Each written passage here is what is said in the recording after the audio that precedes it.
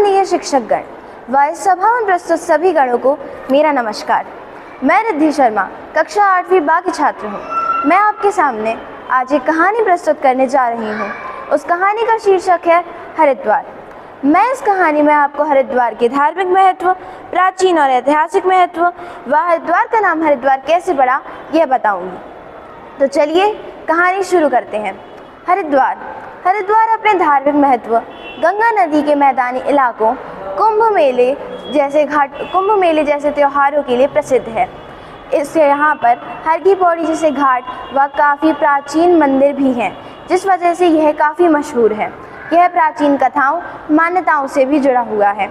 हरिद्वार को देवताओं तक पहुँचने का प्रवेश द्वार भी कहते हैं व इसका उल्लेख प्राचीन हिंदू शास्त्रों के ग्रंथों में भी मिलता है।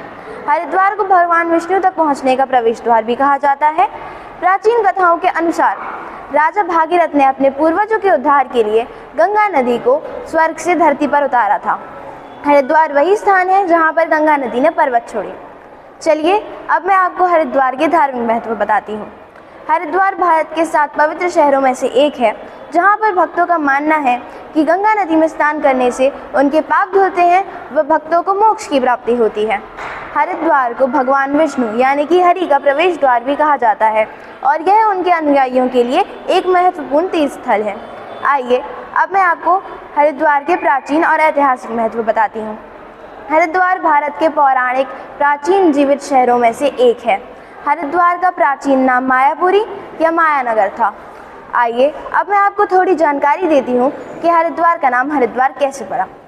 हरिद्वार यानी कि भगवान हर मतलब शिव और भगवान हरि यानी कि विष्णु के नाम पर है और यह उनके अनुयायियों के लिए एक बहुत ज़्यादा महत्वपूर्ण स्थल है, इसलिए इसका नाम हरिद्वार यानी कि हर का द्वार पड़ा है। हरिद्वार देवताओं का प्रवेश द्वार भी है और हरिद्वार प्राचीन आध्यात्मिक प्रदर्शताओं को दर्शाता है।